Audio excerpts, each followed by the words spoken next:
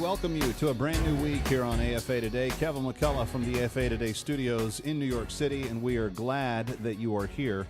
Got an interesting email from someone over the weekend, and I thought, it might be good to let you know this. There was an AFA listener that was coming to the Big Apple. I think they were going to take the kiddies to see the Statue of Liberty and maybe visit Ground Zero and do some other things.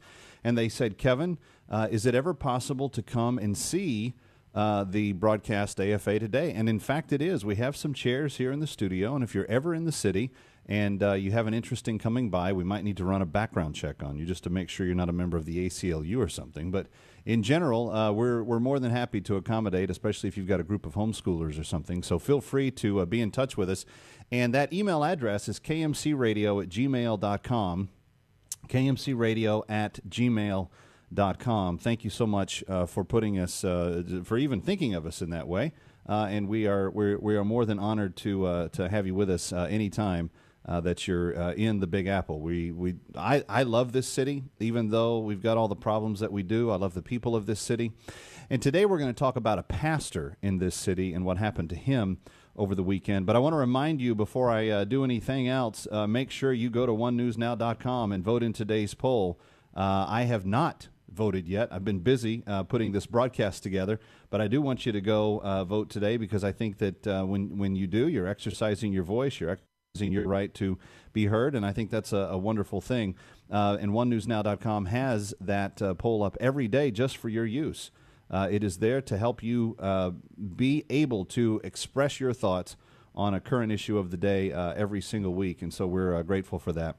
I also had a very interesting weekend. I went to Des Moines and Ames, Iowa on Friday and Saturday, and was able to spend some time with people that I believe are going to play a significant role in the 2014 and 2016 election cycle, but especially the 2016 election cycle, because, as you know, all roads lead through Ames as they are on their way to the White House. And if the president had not won Iowa, he would not have surged to his lead over Hillary Clinton and eventually taken the White House. So it's interesting to see how the Iowa political cycle goes. And I was invited to be part of the Leadership Summit, is what it's. The Family Leadership Summit is what took place there. About a little over 2,000 people in attendance. And for not being in Washington, D.C. or on the East Coast somewhere, being in the middle of farmland and drawing that kind of crowd, that was an energizing experience. But on Friday, I had a chance to address young people kind of in the same style I do when I go to Summit Ministries during the summer and help young people build their worldview so that they know how to interact in the culture a little bit better with their thoughts and beliefs as they have them for themselves, and they want to make a difference in the world. We kind of laid out a game plan for them to do that. But I did also address the adults as part of a media roundtable panel that was hosted by a voice that's heard on some of these stations, AFR stations, by the name of Steve Dace. He mediated it, and it was former Huckabee Press Secretary Alice Stewart.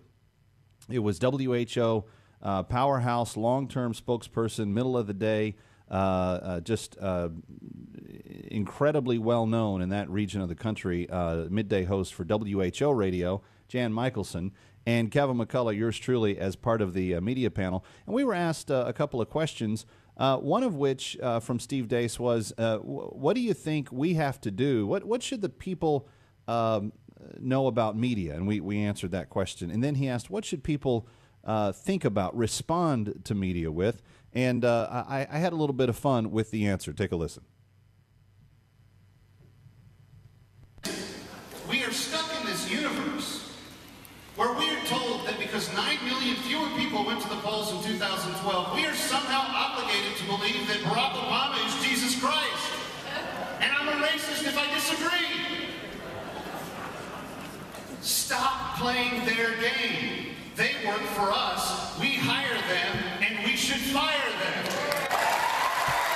That got a little bit of a reaction to him, but we had a lot of fun. I'll give you some more highlights as we go through the broadcast for the rest of the hour.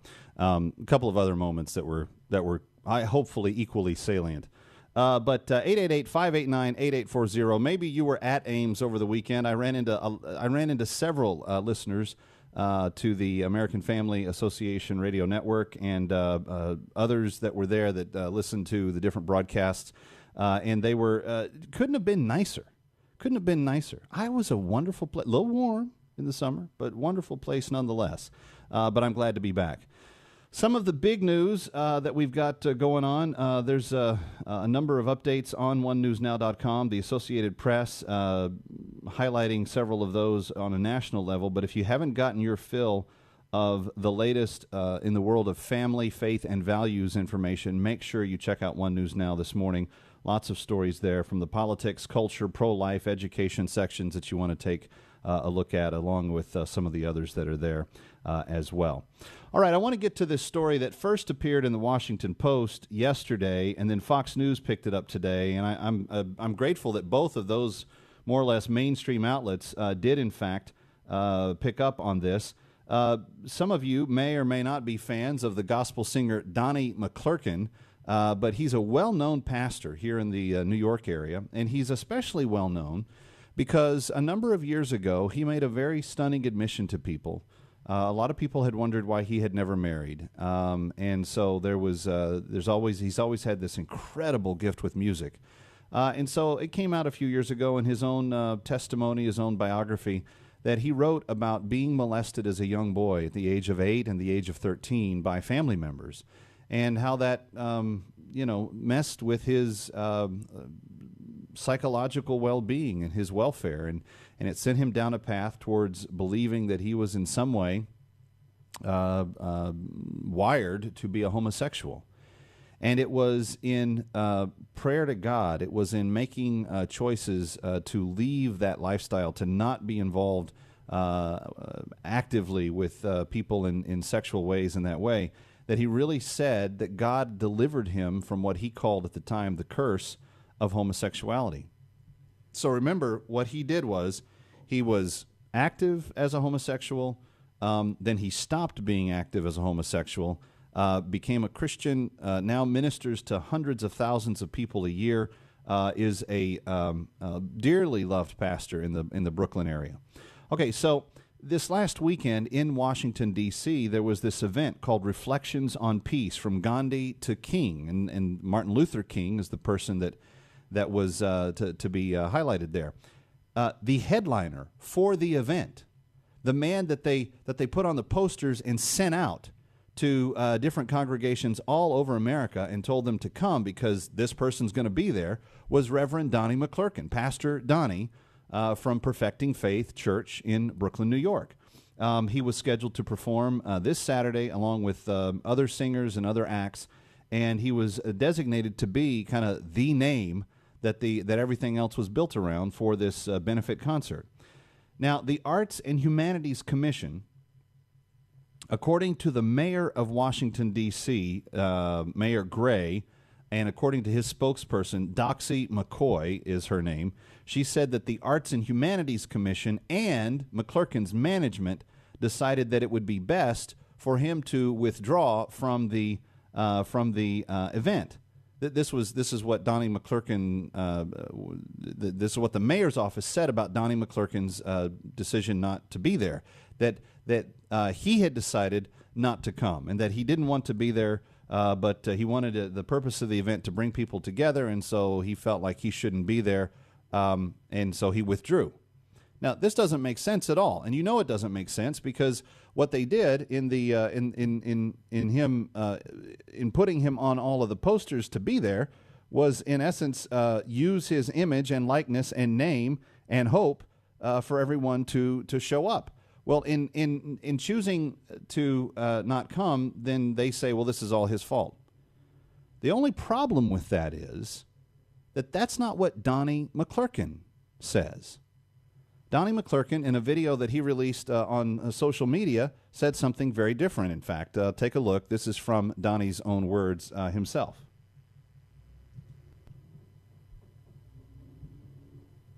Hey, everybody. This is Donnie. I'm sending out this social cam, a little disgruntled, but more than anything else, to rectify something that's been done and address it so this way you'll know my heart. The mayor of D.C., I think his name is Mayor Gray, uninvited me from a concert that I was supposed to headline today in the Washington Mall, commemorating and commencing the 50th anniversary of the Civil Rights Movement. I was asked not to attend, although I'm considered the headliner of the concert, and advertisements have been circulated, and the churches as well as the community are prepared to come out by the tens of thousands into the Washington Mall area. And last night on the way to the airport, we received a telephone call from the promoters who had received word from the mayor's office, Mayor Gray's office, as well as the Arts Commission, that I was not welcomed and uninvited the night before the concert. Quite unfortunate, that in today, that a black man, a black artist, is uninvited from a civil rights movement depicting the love, the unity, the peace, the tolerance. It was, the platform was entitled From Gandhi to King, the peace movement, the love movement. And dignitaries from India, ambassadors from India, as well as ambassadors from America and the church community, the peaceful elements of the community were coming together to commence and commemorate this wonderful move and evolution. And all right, so there's Donnie's own words, and he did a social cam. He sent that out. He blasted that out on his social media, but he makes it very clear that his series of events don't square with what the mayor and the Arts and Humanities Commission put forward. So what really happened? Well, we get a little bit of an idea about that in the Washington Post and the Fox News reports, and here's what they said. In 2002, McClurkin wrote on a Christian website that he struggled with homosexuality after he had been molested by male relatives when he was 8 and 13. He says, "I've been through this and have experienced God's power to change my lifestyle. I am delivered, and I know God can deliver others." Phil Pannell, a local gay rights activist and civil rights advocate, said he raised objections with the mayor's office Friday because he thinks McClurkin's comments on homosexuality have not been in the spirit of the beloved community about which King spoke. He says, "I take no joy that he is not performing," Pannell said. "I really admire Donnie McClurkin's artistry, but this is a situation where a political polemic obscured his artistry." In other words, friend, listen to this very carefully. Because Donnie McClurkin once had inclinations or desires towards other men, mostly because he had been molested at ages 8 and 13, which is 97% of how most homosexual men get involved in the movement.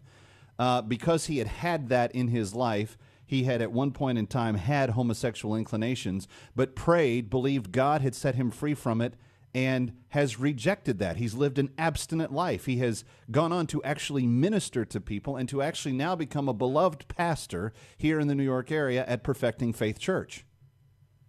Because he simply rejects the homosexual inclinations within him, the gay rights community feels it must then punish Mr. McClurkin.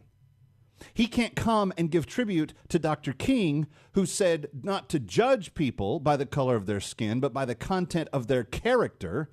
We can't have somebody who says God helped him improve his character. That would be in some way a violation of the spirit of Dr. Martin Luther King Jr. 888-589-8840. Does this make any sense to anyone? 888-589-8840. Kevin McCullough, glad to be back with you on AFA today. Coming up next, we will hear from Dr. Alveda King, the niece of Dr. Martin Luther King Jr., and a discussion that we taped with her just before going on air today as she reacts to the spirit of Dr. Martin Luther King's event, excluding Donnie McClurkin only because he was delivered from homosexuality. Coming up next here on AFA Today, Kevin McCullough, glad to be back with you. It's a busy one already. Stay with us.